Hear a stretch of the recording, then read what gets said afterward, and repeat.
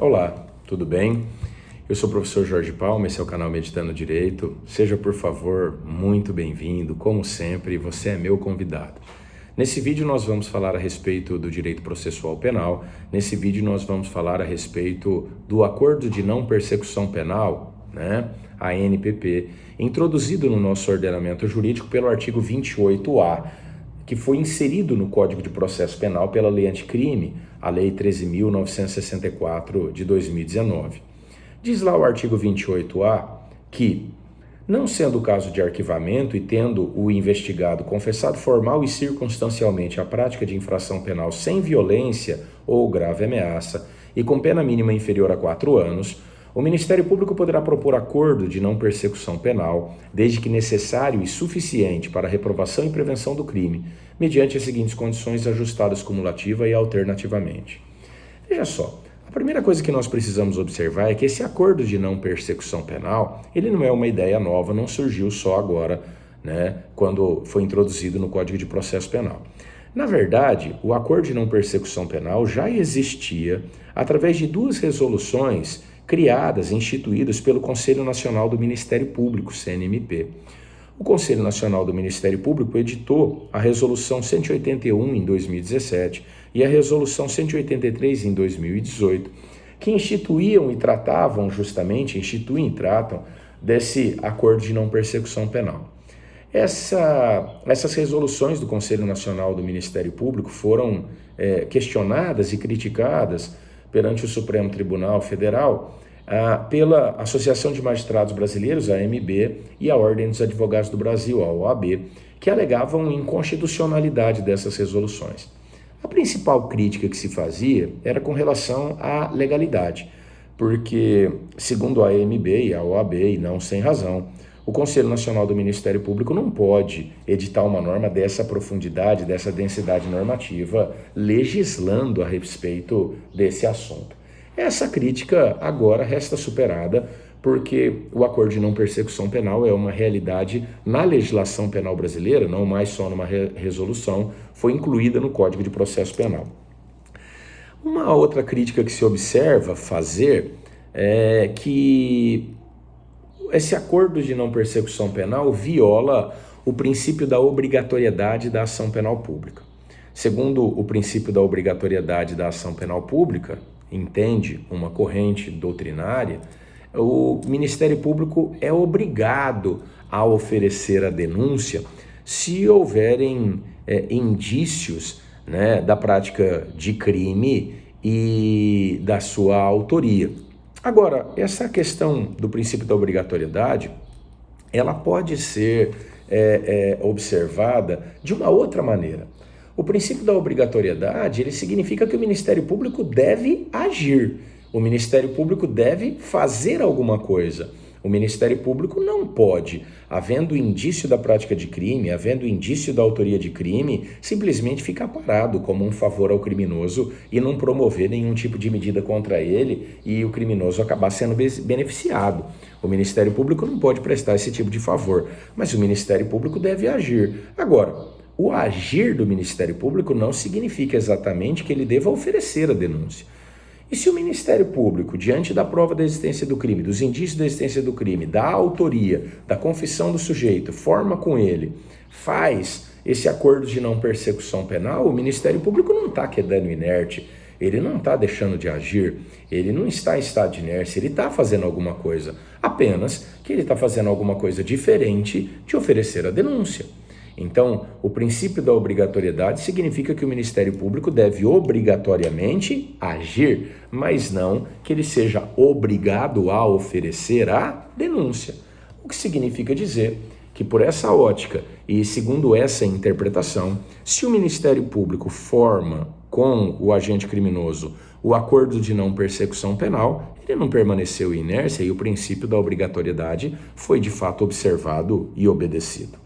Pois bem, esse acordo de não persecução penal, qual é o seu conceito e a sua natureza jurídica? Ele é um pacto obrigacional que é celebrado entre o órgão de acusação, o órgão estatal de acusação, que é o Ministério Público, e o investigado, que deve estar assistido por um advogado e vai ser devidamente homologado pelo juiz, né? E vai ser homologado pelo juiz. Então, trata-se de um acordo de vontades, o sujeito não é obrigado a fazer esse pacto, o Ministério Público vai oferecer, o sujeito vai firmar o pacto que se quiser, obrigatoriamente ele vai estar assistido por advogado e ainda assim esse pacto ele vai ser confirmado através de uma homologação judicial. O judiciário vai fiscalizar o que ali está sendo realizado. Ele pode ser realizado em toda e qualquer espécie de crime, né? Existe alguma condição? Veja, não é todo crime não, existem ali algumas condições, alguns pressupostos. Vamos a eles. Não sendo o caso de arquivamento, então significa o Ministério Público vai poder fazer esse acordo de não persecução penal quando houverem elementos suficientes para o oferecimento de uma denúncia. Então deve haver ali um mínimo de evidência, de prova de existência de crime, indício de autoria. Se o Ministério Público não tem nada disso, seria caso até de arquivar essa investigação, né? E não de oferecimento de denúncia. Então, para que possa ser realizado o acordo de não persecução penal, devemos ter uma investigação em andamento e nessa investigação haverem surgido elementos que por si só já autorizariam o Ministério Público a oferecer a denúncia. O acordo de não persecução penal só pode ser realizado se o Ministério Público possui nas mãos elementos suficientes para o oferecimento da denúncia. Se ele não tiver isso, o acordo não pode ser realizado, porque se não cabe denúncia, não cabe acordo de não persecução penal. Então, não sendo o caso de arquivamento e tendo o investigado confessado formal e circunstancialmente a prática de infração penal. Então, veja, para que tenhamos o acordo de não persecução penal, é preciso que haja uma investigação, que existam elementos suficientes para o oferecimento de uma denúncia, é preciso que não seja caso de arquivamento, é preciso que o agente criminoso tenha confessado formal e circunstancialmente a prática de infração. O que significa confessar formalmente? Precisa o sujeito haver dito com todas as letras que confessa. A resolução do CNMP exigia que essa confissão fosse registrada em vídeo. A lei não faz essa exigência, mas seria uma boa ideia registrar em vídeo essa confissão para que não houvesse nenhum tipo de discussão posterior, mas no mínimo essa confissão deve ser feita documentalmente, assinada pelo sujeito ou de quem legalmente o represente e pelo advogado, né? Então o sujeito deve confessar de maneira formal, cabal, a prática do delito e circunstancialmente. Então não basta que ele confesse, ele precisa confessar e narrar de maneira circunstanciada o que ele fez e como ele fez, que é para que tenhamos certeza de que foi ele realmente que fez. Então ele confessa que fez, diz o que fez, diz como fez. Isso é a confissão formal e circunstancialmente realizada. É preciso ainda que se trate de uma infração penal praticada sem violência ou grave ameaça. Se for uma infração que envolva violência, que envolva grave ameaça, a lei não permite o acordo de não persecução penal. Além disso, o acordo de não persecução penal só tem cabimento nos crimes cuja pena mínima seja inferior a 4 anos. Pena mínima inferior a 4 anos. Nada disso com relação à pena máxima. A pena mínima deve ser inferior a 4 anos. Então, se a pena mínima for de 4 anos para cima, não é mais possível, porque o texto legal diz pena mínima inferior a 4 anos. Então, precisa ser menor do que 4 anos. 4 anos já não pode mais. Perfeito?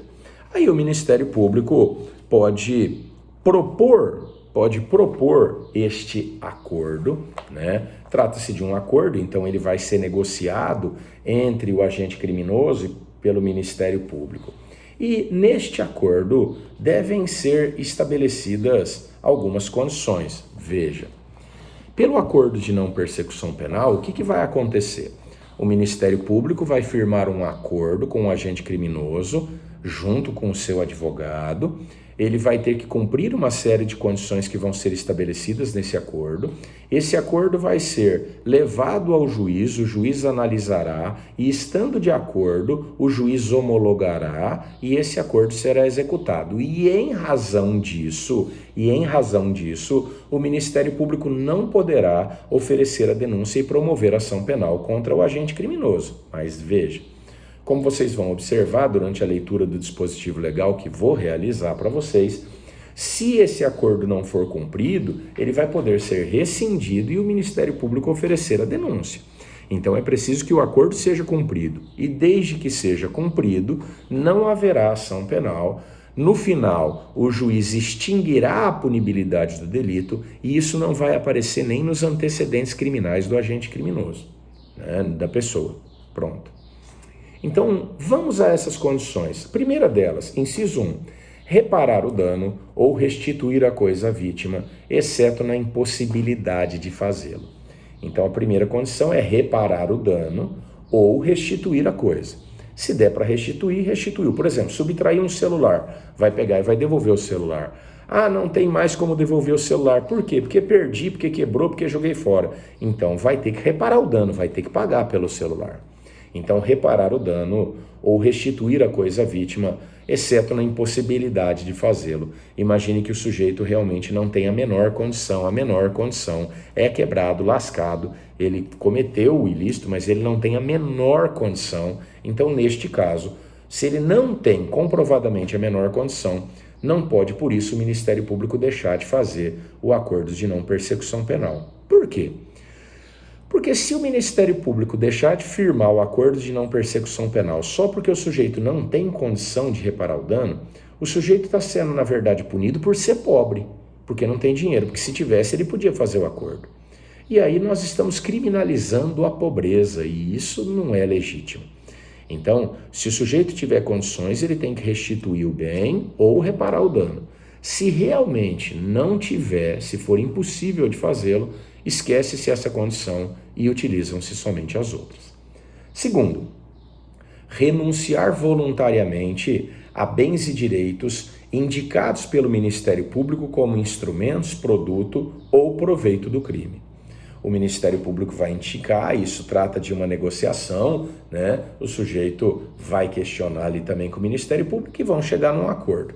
O Ministério Público, evidentemente, não vai poder indicar aqui bens de terceiro, produtos de terceiros, porque terceiro não pode ser responsabilizado. Então precisam ser bens e produtos, proveitos que pertençam ao agente criminoso, né? Porque senão isso excede. A pessoa, um terceiro que nem ia ser réu nessa demanda, ter que sofrer algum tipo de prejuízo por conta disso, então não.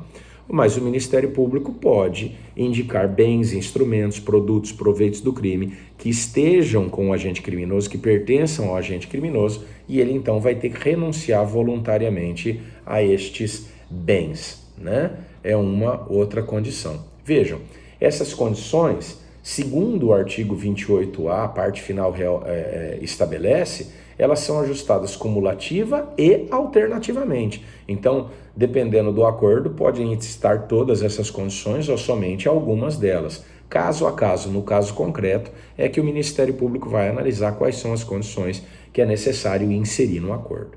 Terceira condição, prestar serviço à comunidade ou a entidades públicas por período correspondente à pena mínima cominada ao delito, diminuída de 1 a 2/3, em local a ser indicado pelo juiz da execução.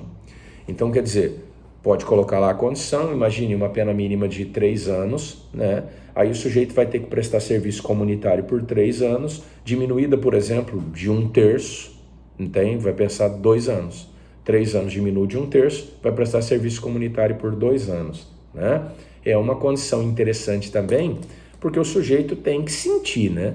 Ele tem que sentir, não vai ter ação penal, não vai ter pena, mas é preciso fazer um acordo que possa levar o sujeito a refletir pelo ato que ele praticou e modificar e reparar aquela sua postura, aquele seu comportamento.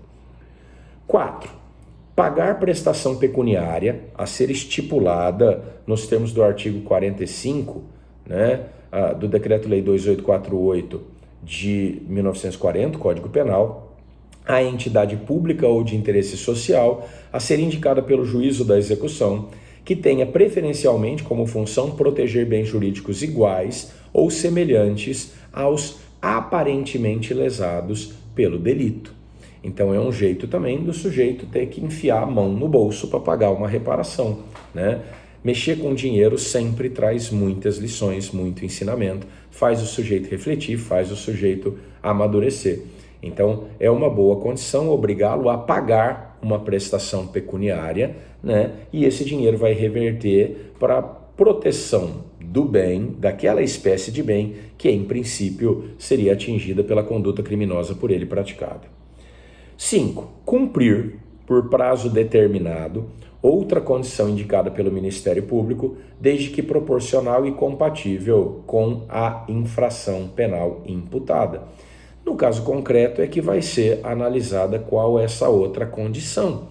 Por exemplo, pode ser que o sujeito tenha praticado o delito por influência de bebida alcoólica, então pode-se, por exemplo, colocar aqui uma condição de não frequentar lugares em que se vende bebida alcoólica, de não consumir bebida alcoólica, é um tipo de condição que pode ser ajustada, colocada aqui.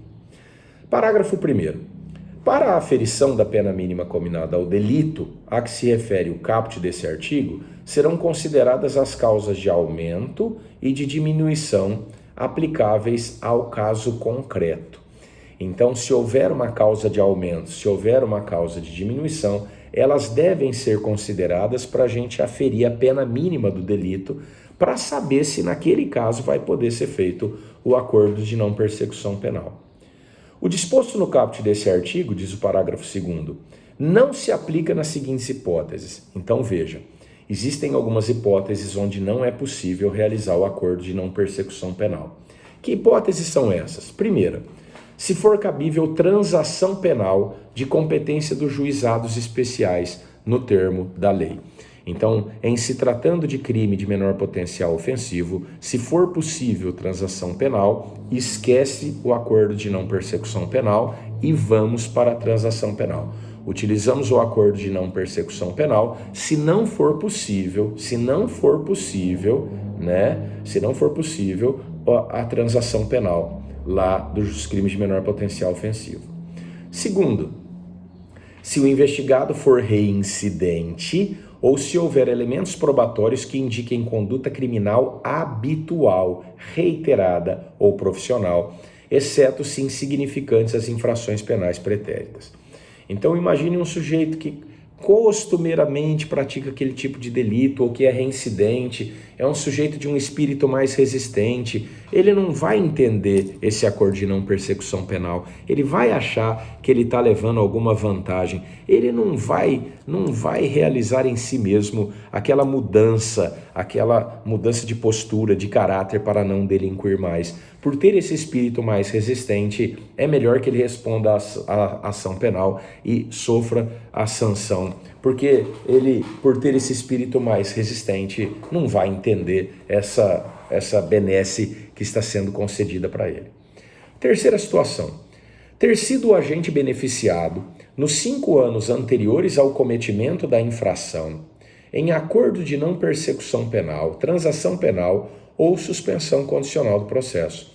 Então, se nos 5 anos que antecedem a prática da infração, ele já foi beneficiado por um acordo de não persecução penal, ou já foi beneficiado por uma transação penal, ou já foi beneficiado por um sursis processual, ele não pode ser beneficiado por um novo acordo de não persecução penal.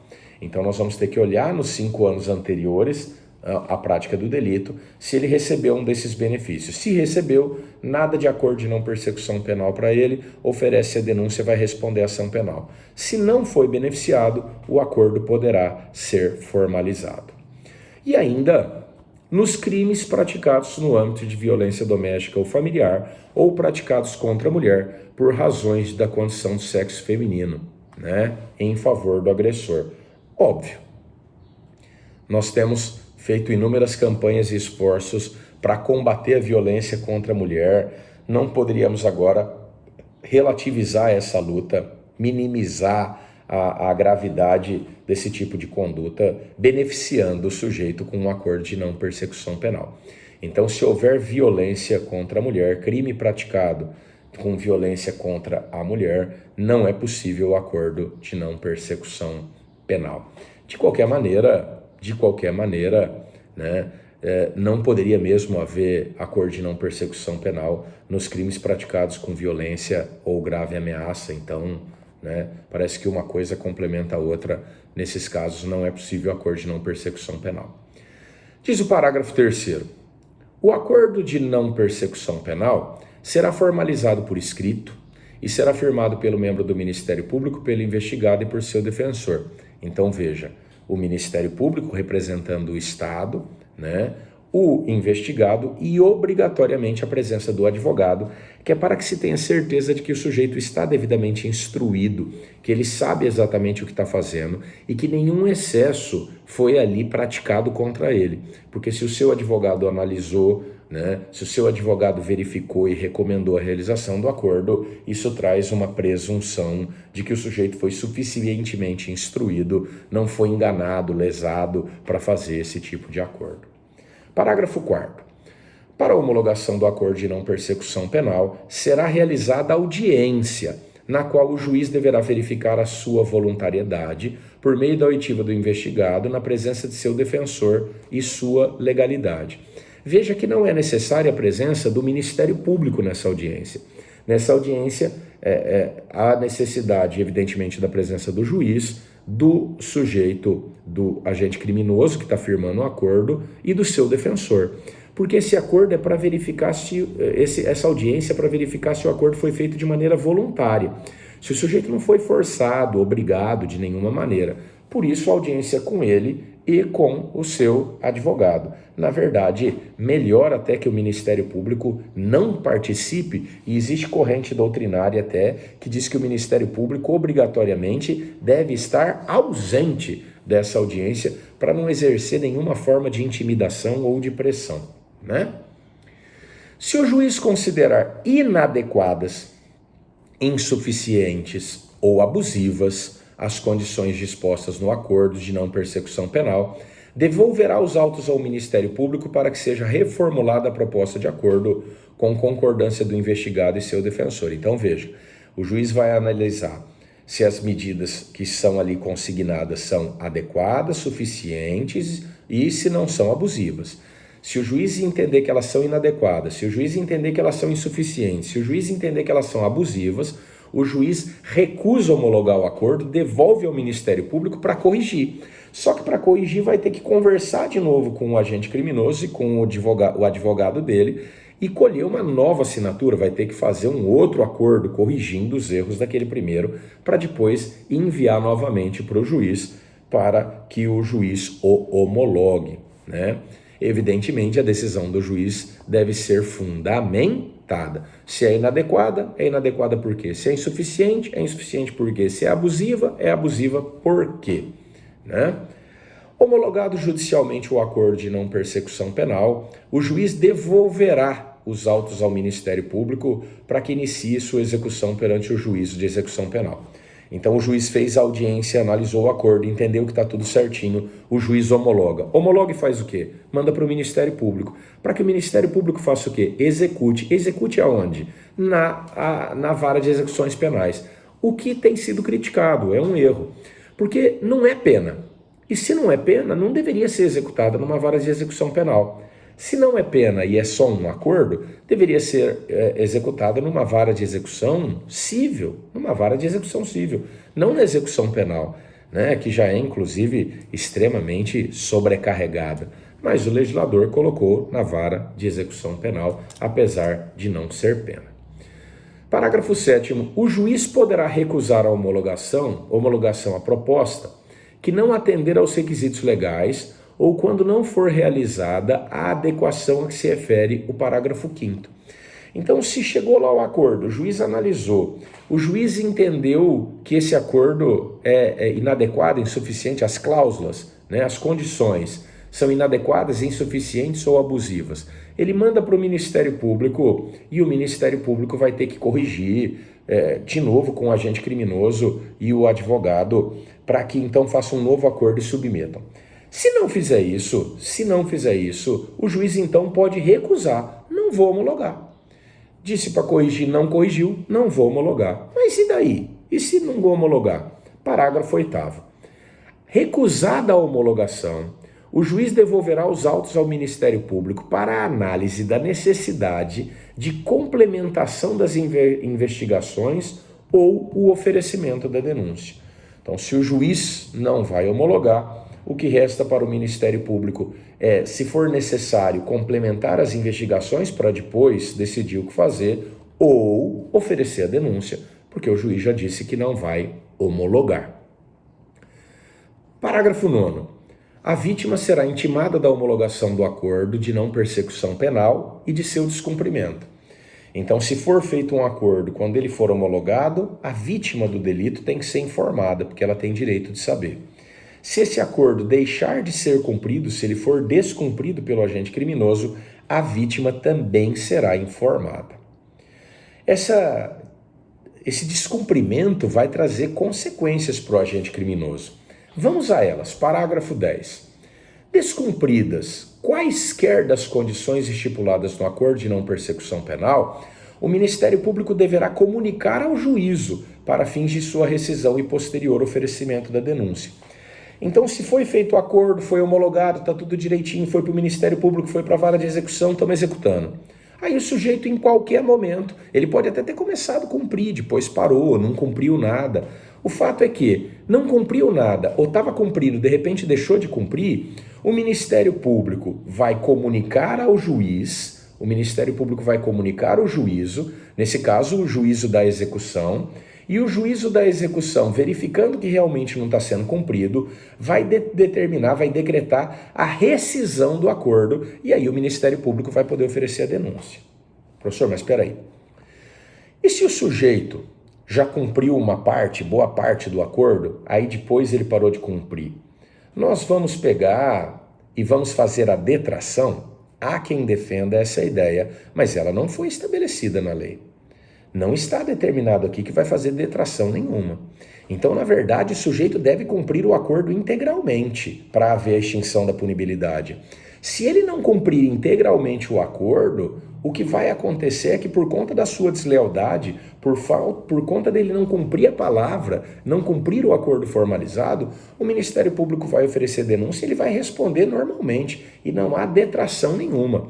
E acho até que esse é o melhor caminho para exigir que o agente criminoso leve com seriedade até a última das obrigações, até o último instante, o acordo de não persecução penal que foi feito. Ele já recebeu essa imensa vantagem de não precisar responder a uma ação penal, de cumprir, sabe, não ter risco de ser condenado, não vai ter abalado seus antecedentes criminais. O mínimo que pode fazer é cumprir o acordo. É o mínimo, cumprir o acordo.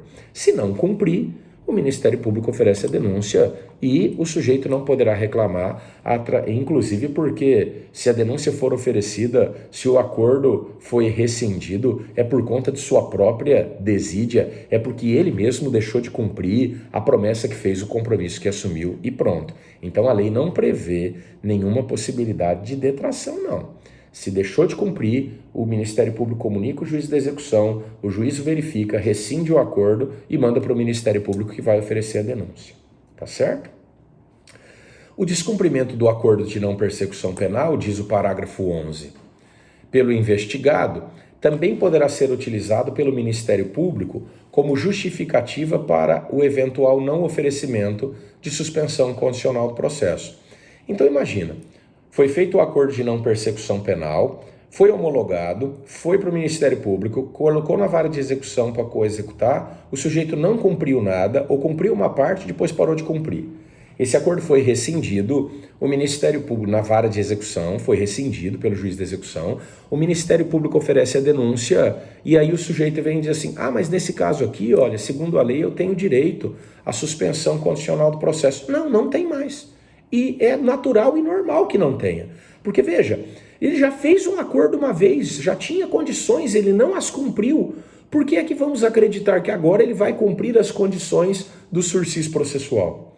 Não cumpriu de uma vez, não teve palavra para cumprir da primeira vez, não vai ter agora também. Então, se não cumpriu o acordo de não persecução penal, o Ministério Público não tem mais obrigação de oferecer a suspensão condicional do processo. Ele pode se recusar, porque o sujeito já não cumpriu um acordo, não vai cumprir as outras condições.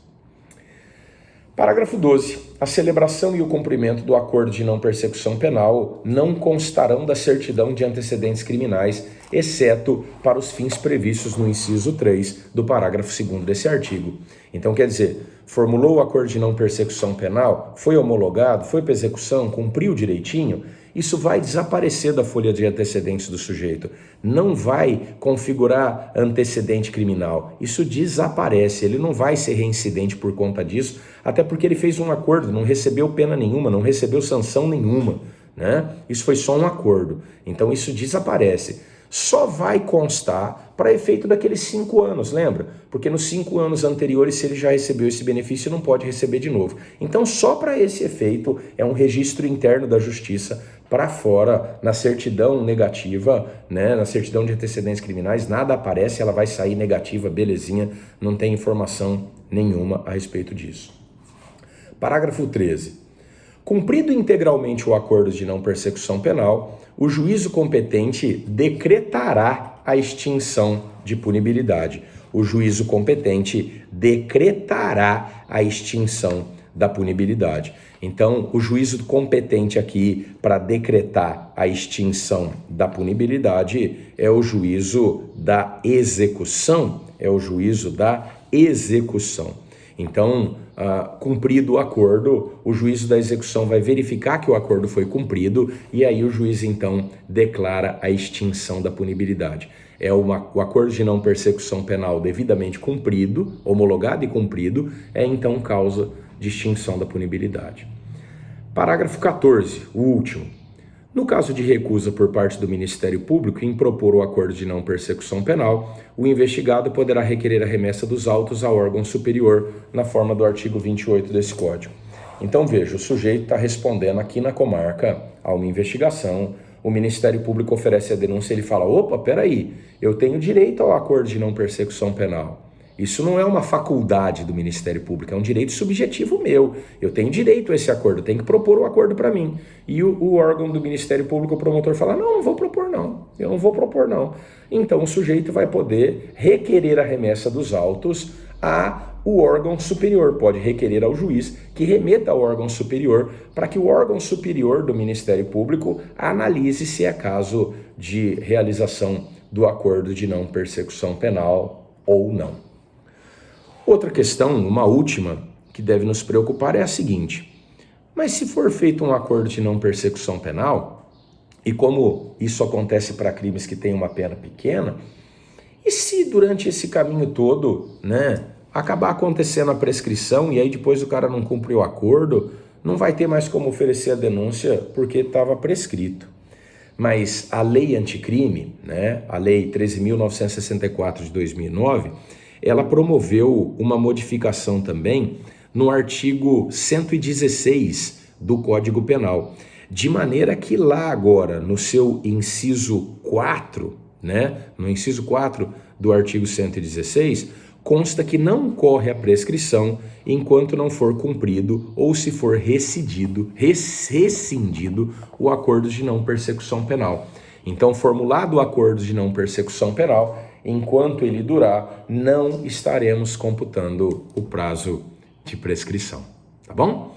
Bom, essas eram as observações que eu queria fazer a respeito do acordo de não persecução penal, novidade introduzida no nosso Código de Processo Penal, artigo 22A, pela lei anticrime, tá bom? Eu espero que você tenha gostado, que ele tenha sido útil, né? Se você gostou, curte aí, segue o canal, ativa as notificações, compartilha, divulga, por favor, para incentivar o canal. Se você tiver alguma crítica, alguma dúvida, por favor, registre aí, eu vou ter maior prazer em ler e atendê-lo, tá bom? Então logo seja possível, tá? Bons estudos, obrigado por ter estado por aqui, beijo no coração.